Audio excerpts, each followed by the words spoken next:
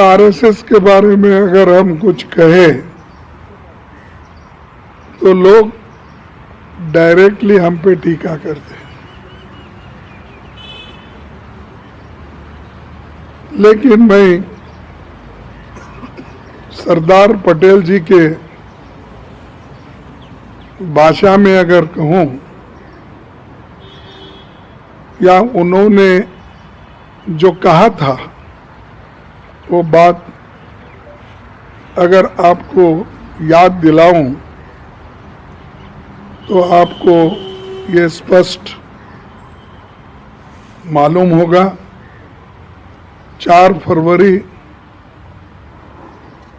1948 में एक पत्र लिखा, जिस पत्र में उन्होंने ये कहा, गांधी जी की मृत्यु पर आरएसएस वालों ने जो हर्ष प्रकट किया और मिठाई बांटी, उससे ये विरोध और भी बढ़ गया। इन हालात में सरकार की आरएसएस के खिलाफ कदम उठाने के अलावा कोई और रास्ता नहीं बचा था।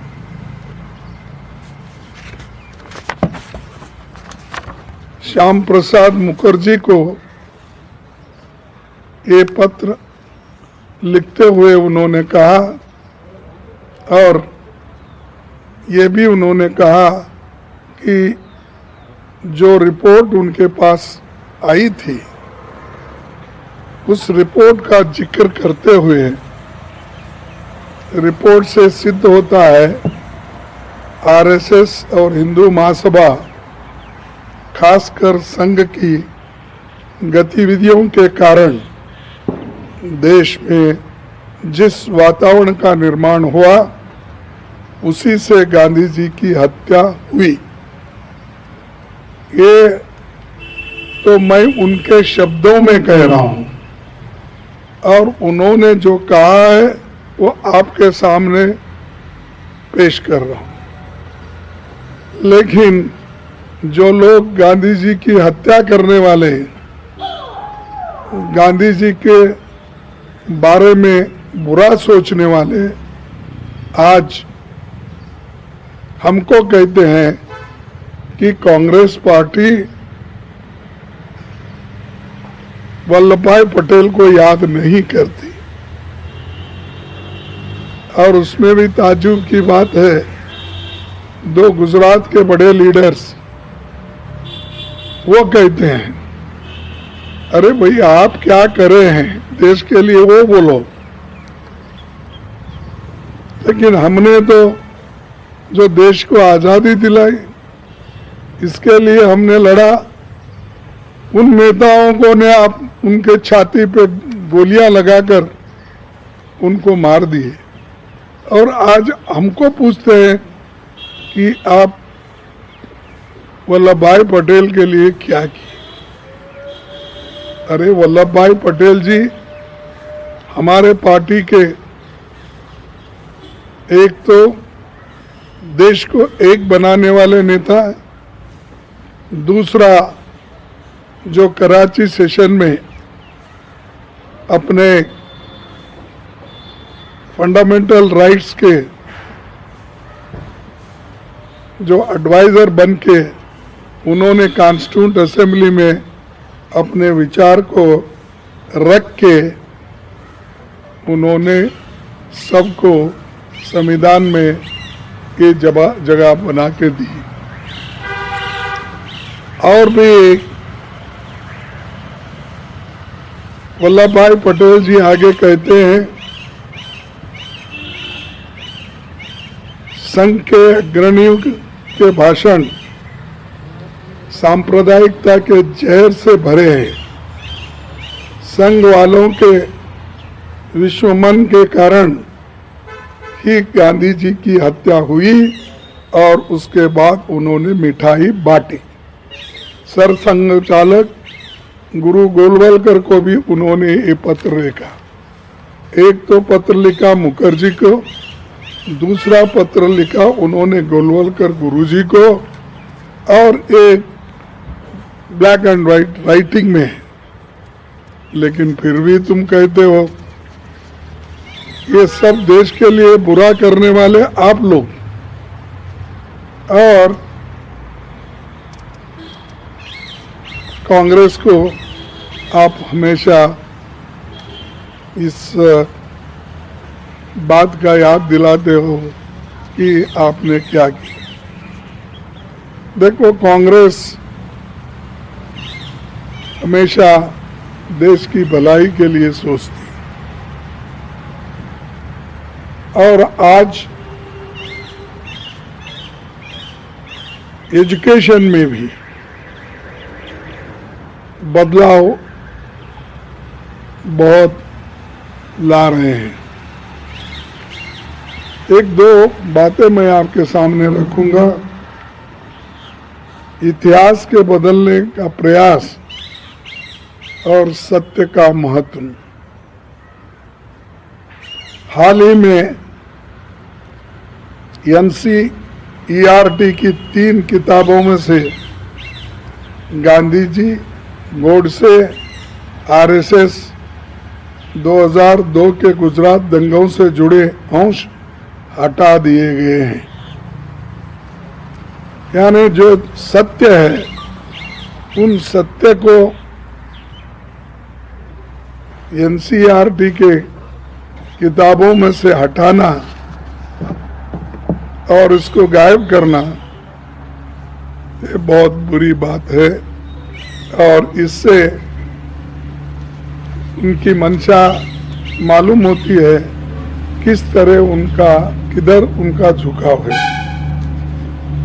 और इस तत्वों को मिटाने का प्रयास किया गया, और हमेशा क्या ऐसा करते रहते हैं। झूठ को सच में तब्दील करने के लिए वो हमेशा ये करते हैं। उसमें तो हमारे देश के प्रधानमंत्री माहिर हैं, फिर उनके जो भी शिष्य हैं, जैसा गुरु वैसा शिष्य होता है, ऐसा कहते हैं। तो उनके शिष्य भी यही काम कर रहे हैं। और सरदार पटेल ने RSS पर जो प्रतिबंध लगाया था, वो भारत के धर्मनिरपेक्ष और लोकतांत्रिक स्वरूप की रक्षा के लिए था। उन्होंने किया। अब जो नेता देश के हित में ये RSS को प्रतिबंध किया, और ये सारी चीजें किताबों में भी आ चुकी थी, लेकिन उनको कोई इसका असर नहीं है।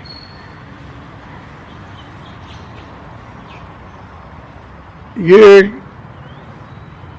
सरदार पटेल लोकतांत्रिक संस्थाओं की नींव भी डाले हैं, और उनके बहुत से विचार है। मैं सभी आपके सामने अभी नहीं रखना चाहता हूँ, क्योंकि इतना लंबा आप इसको स्वीकार भी नहीं करते, और जो महत्व के मुद्दे हैं उसी को उठा लेते हैं। इसलिए मैं आपको और एक बात इससे करूँगा कि जो लोग आज इतना बवाल उठा है कि RSS में जो काम करने वाले हैं, उस वक्त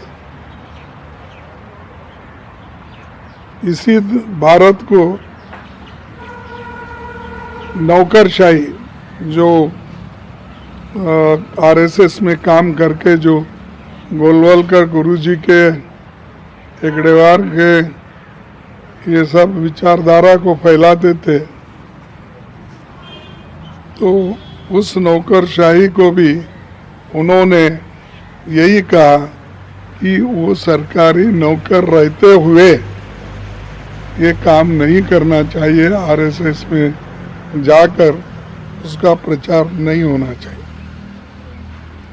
और केंद्रीय सिविल सेवाओं में नियमावली 1964 में राजनीतिक संगठनों जैसे आरएसएस और जमात इस्लामी से सरकारी कर्मचारियों के जुड़ाव पर रोक लगाई गई।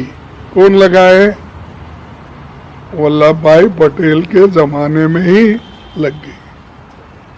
और आज कांग्रेस को हर बात के लिए दोष देते हैं, लेकिन आपके करतूत क्या है वो आप देख लीजिए। ये नहीं कि आपको कुर्सी मिली इसीलिए पूरा इतिहास को मिटाने का कोशिश मत करो। और हमेशा जो सच है वो सच रहेगा, वो जीवित रहेगा, लेकिन आप कितनी भी उसको मिटाने की कोशिश करो वो नहीं मिटेगी। और 9 जुलाई 2024 को मोदी सरकार ने इस 58 वर्षीय प्रतिबंध को समाप्त कर दिया। किनके ज़माने में हुआ? मोदी जी के ज़माने में हुआ, जिससे सरकारी कर्मचारियों को अब आरएसएस और उसकी गतिविधियों से जुड़ने की अनुमति मिल गई। तो ये हटाने के लिए हम अभी भी मांग कर रहे हैं। हम ये चाहते हैं कोई ऐसी संस्था जिस संस्थाओं को वल्लभ भाई पटेल जी ने बैन किया था, गांधी जी के जो मृत्यु में इन लोगों का पात्र है समझ के उन्होंने अपने पत्रों में स्पष्ट किया है, लेकिन वो लोग उन लोगों को ये सरकार आज इन कर्मचारियों को इसमें आने की मदद कर रही है। और एक दोस्तों, ये हमेशा पंडित जवाहरलाल नेहरू जी और वल्लभ भाई पटेल को झगड़ा लगाने की कोशिश करते। अरे नेहरू जी ने खुद यह कहा है, भारत की एकता का शिल्पी, और पटेल जी ने नेहरू को कहा देश के आदर्श और जनता के नेता। ये दो शब्द उनके मुंह से निकले। एक तो वल्लभ भाई पटेल जी ने कहा, दूसरा नेहरू जी ने पटेल के बारे में कहा।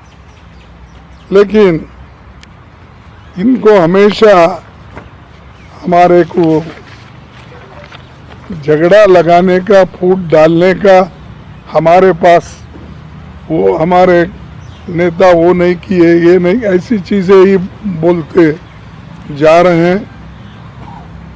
इसीलिए नेहरू और वल्लभ भाई पटेल ये बहुत अच्छे उनके रिश्ते थे।